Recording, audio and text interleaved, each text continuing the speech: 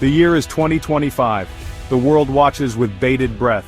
India and Pakistan, nuclear-armed rivals, locked in a deadly embrace. Tensions, simmering for decades, erupt once more. A terror attack in Pahalgam, the serene valley stained with blood. 26 innocent lives brutally extinguished. India points the finger at Pakistan. Accusations fly. Denials ring hollow. The drums of war beat louder. The world fears the worst. A miscalculation, an escalation.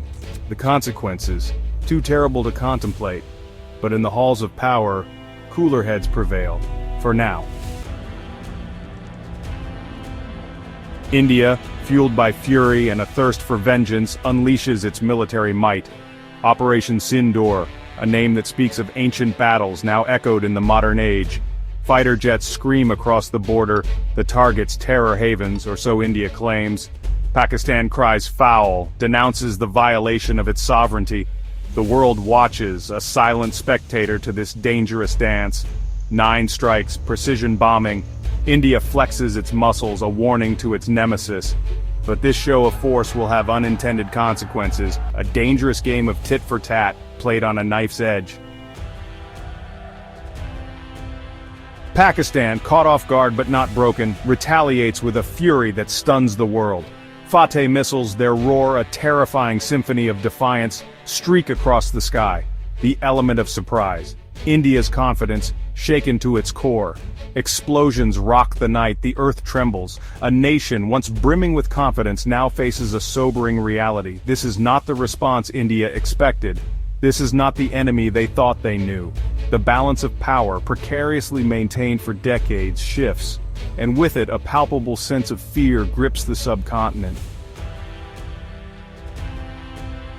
The casualties mount. The human cost of this conflict, starkly evident. India, faced with the specter of all-out war, makes a fateful decision.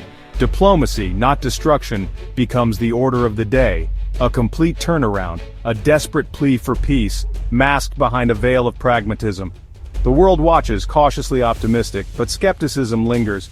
Is this a genuine desire for peace or a strategic retreat? Only time will tell. Section 5. Diplomatic scramble. Frantic calls are made. World leaders thrust into the role of peacemakers. The United States, eager to assert its global influence, steps in. Secretary of State Rubio, a key player in this high-stakes game. His mission, to avert disaster. Saudi Arabia and Turkey, regional heavyweights, lend their support. The clock ticks. The world holds its breath.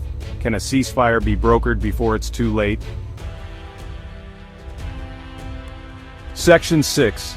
A fragile peace. And then, a glimmer of hope. A ceasefire is announced. The guns fall silent. A collective sigh of relief sweeps across the globe. But this peace is fragile, held together by the thinnest of threads. The underlying tensions remain, the wounds of this conflict still raw. The world watches, hopeful yet wary. Will this ceasefire hold, or is it just a temporary reprieve? Section 7. The price of war.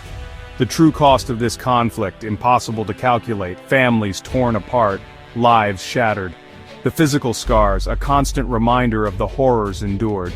The psychological trauma, a heavy burden to bear. The world mourns with those who have lost, and questions the wisdom of those who wage war. Section 8. The world watches. The international community divided in its response. Some praise India's tough stance against terrorism, others condemn its military action, questioning its motives. Pakistan, painted as both victim and aggressor, finds itself at a crossroads.